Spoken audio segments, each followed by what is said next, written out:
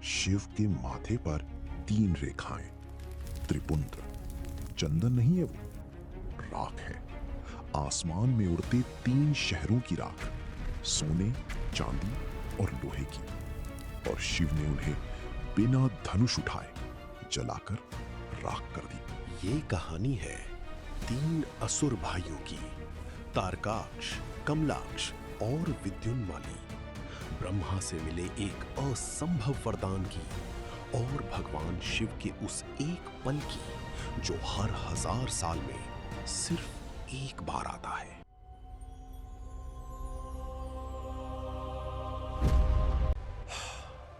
ब्रह्मांड ने राहत की सांस ली। शक्तिशाली असुर तारकासुर का अंततः पतन हो गया। भगवान कार्तिकीय के हाथों उसका वध हुआ। लेकिन प्रतिशोध के बीज बोए जा चुके थे। उसके 3 पुत्रों तारकाक्ष, कमलाक्ष और विद्युन्माली ने बदला लेने की प्रतिज्ञा की। 1000 वर्षों तक उन्होंने भगवान ब्रह्मा पर अपना ध्यान केंद्रित करते हुए कठोर तपस्या की। उनकी असीम भक्ति से प्रसन्न होकर ब्रह्मा प्रकट हुए। आंखें खोलो वत्स, तुम्हारी तपस्या सफल हुई। 1000 साल की तपस्या के बाद वर मांगने का समय आ चुका था। हे सृष्टिकर्ता, हमें अमरता का वरदान दे। मैं ये वरदान नहीं दे सकता। जो जन्म लेता है उसकी मृत्यु निश्चित है। अपने छल से उन भाइयों ने मृत्यु पर ही शर्त रख दी, एक असंभव वरदान। यदि मृत्यु निश्चित है तो हमें 3 ऐसे नगर देंगे जो 1000 वर्षों में केवल एक क्षण के लिए एक सीध में आए, और तीनों नगर एक साथ और सिर्फ एक बाण से ही नष्ट हो सकेंगे। और वो एक बाण भी भगवान शिव का ही होना चाहिए। तब तक हमारे प्राणों को कोई संकट न आए।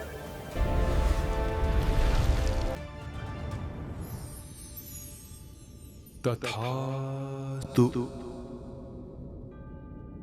तीनों भाइयों का लक्ष्य आखिर पूरा हुआ। उन्हें अमरता तो नहीं मिली, परंतु उनका वरदान अमरता से कम भी नहीं था। महान माया दानव, हमारे लिए 3 अजय नगरों का निर्माण करो। उन तीनों भाइयों ने असुरों के महान वास्तुकार मायासुर का आह्वान किया। उनका आदेश था 3 ऐसे अभेद्य नगरों का निर्माण। पहली, स्वर्ग से भी सुंदर स्वर्ण नगरी। दूसरी, आकाश में तैरती रजत नगरी। और तीसरी, पृथ्वी का सीना चीर कर खड़ी लोहे की एक अजेय नगरी। ये तीनों ग्रहीय नगर अंतरिक्ष की अनंत गहराइयों में अव्यवस्थित कक्षाओं में भटकने लगे। उनका वरदान ये था कि 1000 वर्षों में केवल एक बार पुष्य नक्षत्र के दौरान ये तीनों नगर सिर्फ एक पल के लिए एक सीधी रेखा में आएंगे। और केवल उसी एक पल में उनका विनाश संभव था, वो भी स्वयं महाकाल भगवान शिव की एक ही बाण द्वारा।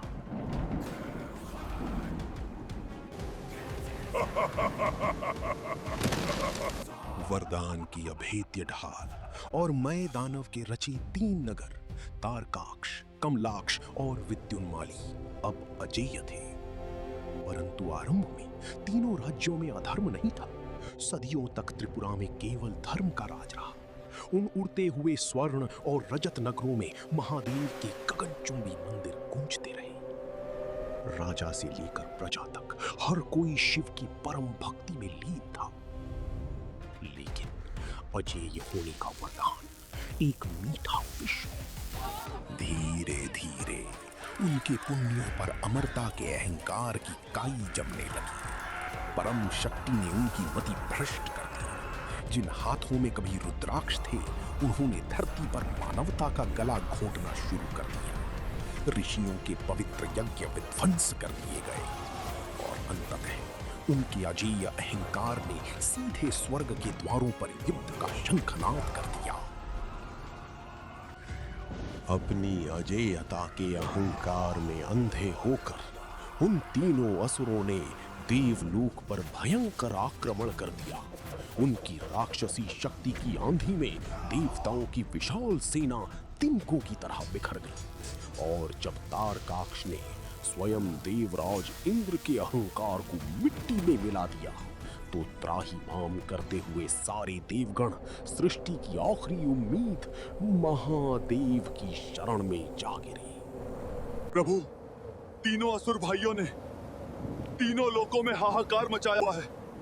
अब आपका ही सहारा है। देवराज, मैं अपने ही भक्तों पर अस्त्र नहीं उठा सकता। कैलाश से निराश होकर देवगण श्री हरि की शरण में पहुंचे। जब तक हृदय में प्रभु शिव हैं, प्रलय उन्हें छू नहीं सकती। उन्हें शस्त्रों से नहीं, मेरी माया के भ्रम से पराजित करना होगा। असुरों के अभेद्य कवच को तोड़ने के लिए श्री हरि ने रची एक महामाया। उन्होंने एक मायावी ऋषि को उत्पन्न किया, जिसने तीनों पुरों में जाकर शिव भक्ति के विरुद्ध एक भ्रामक और मिथ्या ज्ञान का बीज बो दिया। और धीरे धीरे उस मायावी संदेह ने राजा और प्रजा के मस्तिष्कों में जड़ें जमा ली। उन तीनों परम शिव भक्तों के मन में अब संदेह ने घर कर लिया था। उनकी अटूट भक्ति का वो रक्षा कवच अब हमेशा के लिए टूट चुका था। अब देवताओं के सामने एक विकट संकट था। उनके सामान्य अस्त्र व्यर्थ थे। उन्हें आवश्यकता थी एक ब्रह्मांडीय रथ और महाअस्त्र की। संपूर्ण ब्रह्मांड को एक साथ लाया गया। भूमि उनका रथ बन गई। सूर्य और चंद्र इसके अनंत प्रज्वलित पहिए बने। 4 पवित्र वेद दिव्य अश्वों के रूप में प्रकट हुए।